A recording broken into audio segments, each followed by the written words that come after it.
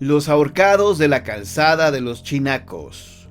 Se dice que algunas noches, cuando el viento sopla agitadamente, aún se puede apreciar entre las ramas de los árboles de la calzada de los Chinacos el alma en pena de alguno que otro ahorcado. Cuenta la leyenda que un día tres jóvenes, Alberto, Jennifer y Manuel, salieron de un conocido bar cerca de esta zona, Irapuato. Eran aproximadamente las 2 de la madrugada con 53 minutos cuando salieron rumbo a sus casas a descansar unas horas, puesto que más tarde tendrían que ir a sus respectivos trabajos. Ese día, Alberto preguntó a Jennifer que si la llevaba a su casa, a lo que ella contestó: ¿Cómo crees? Si ya sabes que vivo aquí nada más cruzando la avenida de la Reforma. Más van a tardar ustedes en ir por el carro que yo en llegar a mi casa. Alberto se despidió de la pareja y emprendió el camino por la calzada de los Chinacos. Pasando la calle Héroe de Nacosari y llegando al camellón, se tuvo que esperar bajo los árboles, y de pronto se soltó un aire gélido que hizo erizar los vellos de la piel de Alberto, quien, mirando instintivamente su reloj, que eran exactamente las 3 de la madrugada con 7 minutos, sonriendo pensó: «La hora del diablo». En eso estaba cuando sobre su cabeza sintió que algo se posaba, así que, volteando y agachándose asustado, trató de ver qué era lo que le rozaba en la cabeza. Grande fue su sorpresa al observar que lo que le tocaba la cabeza eran los pies de una persona que estaba colgada de las ramas del árbol. Asustado, retrocedió y, cayendo al suelo sin despegar la vista del hombre colgado del árbol. Desde el piso pudo percatarse que la ropa del hombre se asemejaba a la usada por gente en tiempos de la Revolución Mexicana, además de que su rostro se veía momificado, así como sus pies y manos. Él estaba a punto del desmayo. Una mujer de avanzada edad se acercó a él y, tomándolo del brazo, le dijo: «¿Qué le pasa, joven? ¿Vio usted a los ahorcados?» «¿Ahorcados?», inquirió el joven, no saliendo del primer susto y entrando a otro. «Sí, joven, verá usted, durante el gobierno de don Plutarco Elías Calles se llevó a cabo la guerra cristera. Se dio la notificación de suspensión de cultos religiosos. Hubo gente que se inconformó con esa ley, y al igual que en todas partes del país y aquí, también surgieron muchos rebeldes ante este decreto. Los hombres creyentes se involucraron con las guerrillas cristeras de la región, y los cultos religiosos se hicieron encubiertos. Por esta razón las personas arriesgaban sus vidas a altas horas de la noche para asistir a misas clandestinas. Las personas descubiertas eran hechas prisioneras por las fuerzas federales, torturadas y levantadas a la citada calzada de los Chinacos, donde los hombres fueron ahorcados de las ramas de los árboles que ahora vemos. Algunos de nosotros, al ver tales actos, nos prendíamos de las piernas de los oficiales que golpeaban a los implicados y no nos soltábamos de él, hasta que, ya desesperado, el oficial ordenaba que dejaran a nuestro familiar todo golpeado y ensangrentado. Desafortunadamente no todos corrían de la misma suerte, pues muchos fueron ahorcados con los demás cristeros, sus cuerpos exhibidos y posteriormente decapitados. Pero eso no era todo, joven. Los oficiales tenían órdenes de no entregar los cuerpos ni las cabezas de los ejecutados a los deudos, razón por la que sus restos nunca fueron encontrados, ni recibieron cristiana sepultura. Desde entonces hemos sido condenados a esperar eternamente, ellos ahí colgados y nosotros a buscar sus restos para el eterno descanso de su alma».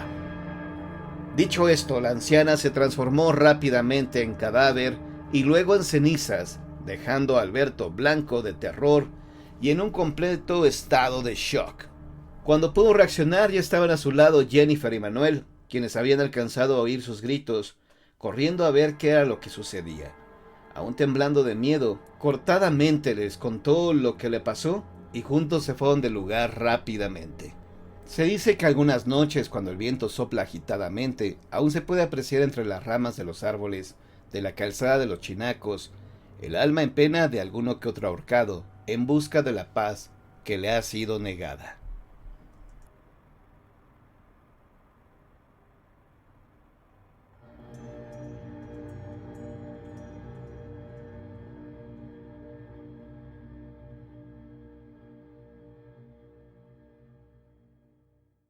La confesión del caballero espectral.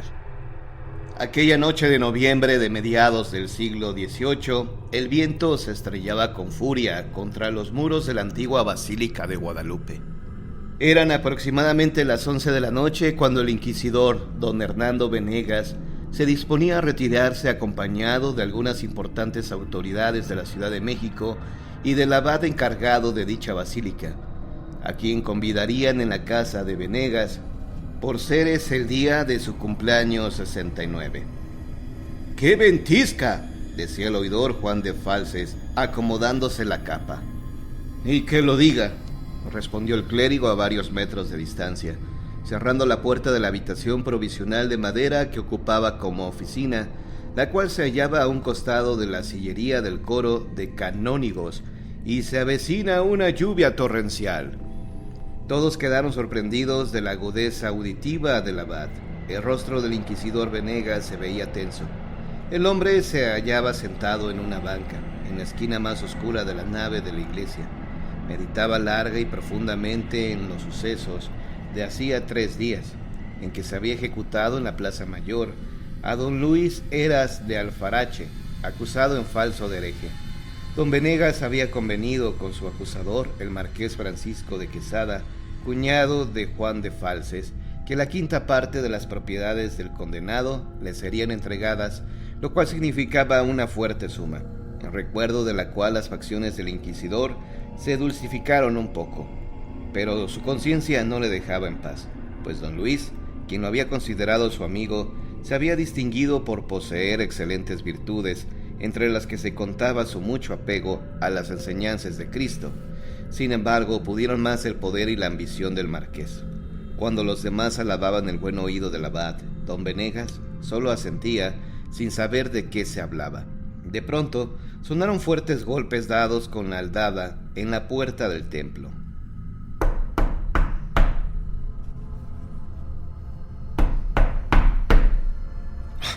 «Vaya manera de tocar», dijo el clérigo, cubriéndose el cuello. Un criado del abad fue a abrir. Tras un breve intercambio de palabras que quienes deseaban retirarse cuanto antes a la tertulia trataron de comprender, expectantes, vieron entrar un hombre alto, elegantemente vestido y con un sombrero de terciopelo de ala plegada, pero con la cabeza gacha, lo cual, junto con la poca luz que daban las últimas velas encendidas por el criado, impidió ver el rostro del caballero, quien se acercó al abad y le habló en murmullo. El hombre de religión se puso muy serio y asintió para enseguida volver a abrir la puerta de su despacho. «Confesión», dijo el abad volteando hacia los hombres que le esperaban y se perdió tras la puerta junto con el extraño. «¿Pero qué se habrá creído aquel intruso?», dijo alguien en voz baja al oidor de Falces. Este respondió a gritos, deseoso de que le escuchara aquel caballero inoportuno. «No son horas, por Dios, que no es el momento, a menos que el hombre estuviera a punto de su muerte. Pero un moribundo no anda visitando iglesias, sino que se solicita la extremaunción en su lecho». Al oír estas últimas palabras, Venegas se puso aún más tenso de lo que estaba al creer distinguir en el porte del recién llegado a un viejo amigo. El intruso parecía caminar sin tocar el piso, lo cual hizo que por la espalda del inquisidor corriera el frío del miedo. Minutos después el abad salió. Se veía extremadamente pálido. Su andar era lento y avanzaba con dificultad. «¿Se siente usted mal?», le preguntó Juan de Falces, sosteniéndolo por un brazo al anciano religioso. El abad no respondió a eso. Solo lanzó una profunda mirada de sus ojos grises y gastados a quien le había hablado. Al notar su semblante enfermizo, el inquisidor Venegas sugirió: «Quizá lo mejor sea dejar la reunión para otra ocasión». El abad parecía no entender lo que se le había dicho, lo que alarmó a sus acompañantes, pero luego levantó la mano y negó con ella. Después manoteó indicando que siguieran el camino que llevaban emprendido. «No quiero pasar esta noche solo, por favor». Poco más tarde se hallaban acomodados alrededor de la mesa de Venegas y charlaban animadamente. La seriedad y el silencio del abad los atribuían a su mucha edad y cansancio, pero cuando de Falces, sentado a su derecha, le preguntó quién había sido el extraño que había confesado esa noche, el religioso señaló con una mano temblorosa su oído derecho y luego agitó un dedo en señal de negación. ¿Cómo? ¿No escucha usted bien de ese lado? Por primera vez el abad habló en extenso. Aquel pobre hombre, su rostro. ¡Oh, Dios! No recuerdo haber visto tanta tristeza, y hasta creo que podía verse a través de su piel. Aquel caballero pálido de muerte se sentó a mi derecha y habló con una voz helada. ¿Y qué le dijo?, volvió a preguntar el oidor. Eran unos pecadillos sin importancia, pero luego... El religioso, que era una persona de buenos sentimientos, guardó silencio en ese momento y dirigió una fiera mirada al inquisidor Venegas. Este sintió un hueco en el corazón. ¿Don Luis Heras había vuelto del más allá para acusarle? Entonces la culpa que había sentido apenas hace un momento se transformó en una mezcla de miedo y de su contraparte, la ira. Que no se atreviera el abad a hablar, pensaba el inquisidor mientras se levantaba de su silla, deseosos de abalanzarse contra el festejado, pero volvió a ocupar su asiento, secando su frente sudorosa y tranquilizando con este pensamiento. El anciano sabría guardar el secreto de confesión, dada su elevada moral, pero en realidad el abad sintió el impulso de acudir al Tribunal del Santo Oficio, inaugurado no hacía mucho tiempo al lado de la iglesia de Santo Domingo, y acusar a Venegas y al marqués de Quesada, pero su estado de salud de los días subsiguientes le impidió hacer el viaje hasta el corazón de la Ciudad de México, y poco después desechó la idea. Pero, ¿qué había pasado con el extraño caballero que se había confesado? El criado del abad aseguró poco después que éste se había desvanecido poco a poco al caminar hacia donde se hallaba la tilma de Juan Diego desde 1709.